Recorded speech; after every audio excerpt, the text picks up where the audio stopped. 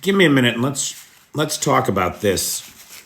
My buddy Nightshade posted this like a year ago, and basically what it is it draws a parallel between the American Revolutionary War and Washington's approach to just staying in the fight, just keep the war going, make it cost the British, and eventually the domestic problems in the empire at home would take precedence and they would give up. Just draw them out, make it cost them, extend the war, keep the fighting going. And this article from a year ago suggests that that's Zelensky's idea, that it was his idea or the Ukrainians' idea, to just keep the battle going. Now, the historical parallels don't line up exactly, right? History doesn't really repeat, but sometimes it does kind of rhyme.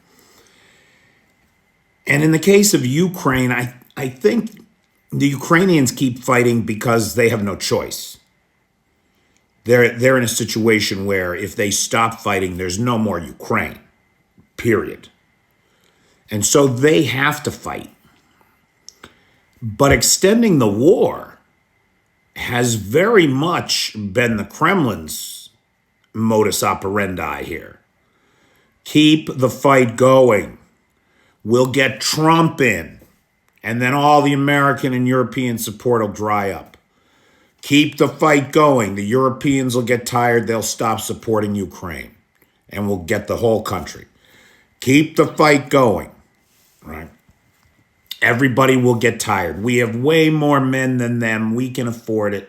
Keep the fight going. Now, I don't know, and I am not an expert. I am just, as I heard somebody, I think my buddy Jason on here, who says, I'm just an idiot with a cell phone. Or maybe it's Papa Don. I don't know. I forget who said it. It's a great line, though, so I'm just going to steal it. I'm just an idiot with a cell phone. But I do pay attention. I do pay attention. And the idea of just keep the war going, the rest of the world will get tired, is very definitely what Vladimir Putin has been saying. Or what one of Vladimir Putin's body doubles has been saying. Now, increasingly, we are hearing about the doubles. Increasingly, we are seeing rumors that Vladimir Putin is no longer with us. That on October 26th, that was the end of Vladimir Putin.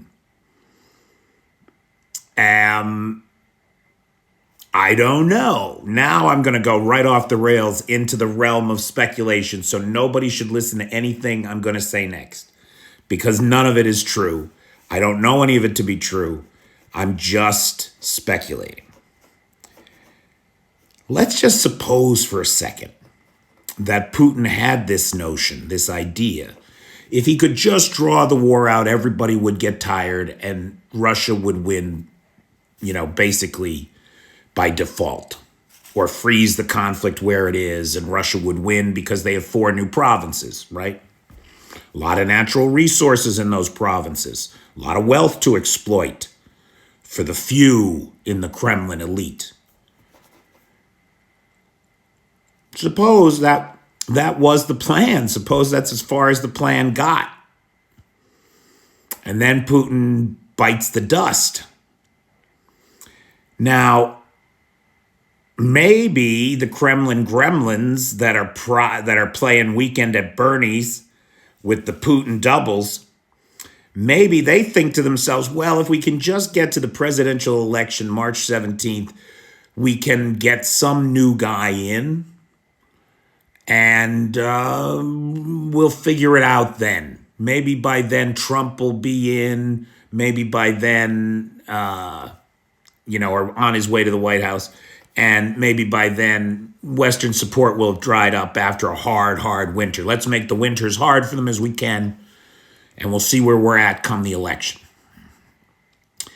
Now, just today, Igor Girkin from a jail cell announced his candidacy for the presidency. Igor Girkin, who's farther right than Putin, right? More of a badass bastard than the man himself. And he's got credentials. He led the Donbass separatist movement. He's a war criminal of the first order, make no mistake. And he's in jail right now in Russia, but he's running for president. So hopefully he and Donald Trump will have something in common real soon. And then you got this more modern Democratic candidate whose name escapes me just now, Boris something, who's come out of the woodwork swinging as a big pro-democracy, anti-Putin candidate for president. Suppose that the presidential election, where we all assume that Putin will win and everybody is saying Putin will win, is actually a setup just to replace the puppet. The puppet clones, because the real Putin's already gone.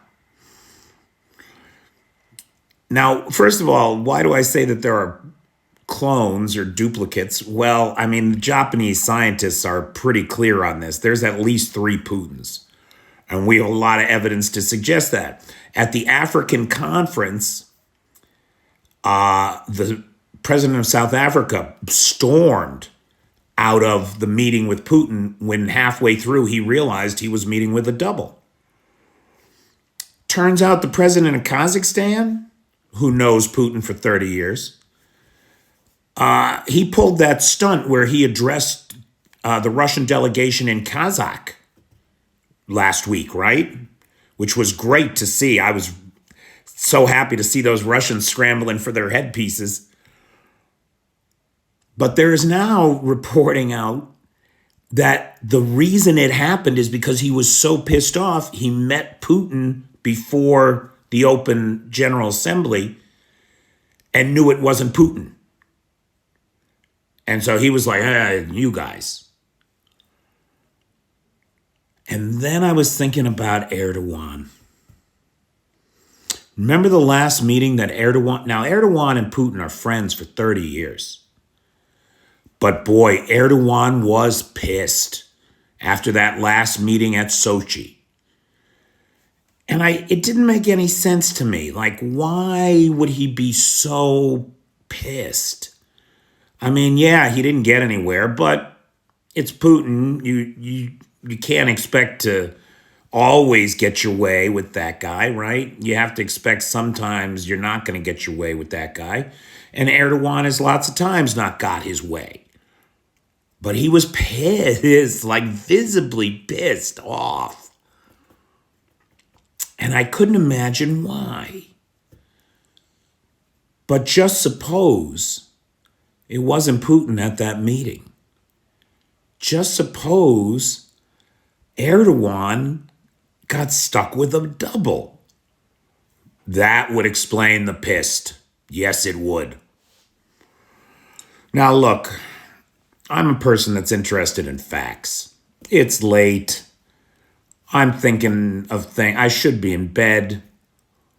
But all of this is going through my head tonight. And then Nightshade sends me this thing from a year ago he posted. And all of a sudden, it was like watching a mama duck go into the water with a bunch of ducklings after her. My little conspiracy ducklings. So look, don't give it any credence. There's no reason to believe anything I've said is true. I don't even believe it. But it's not impossible that or something like it is what's really going on.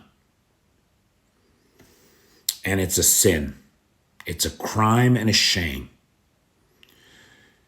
If anything like that is going on and this war is continuing when the man behind it isn't even either mentally capable or physically capable to give the orders anymore, everybody in the Kremlin should be ashamed of themselves.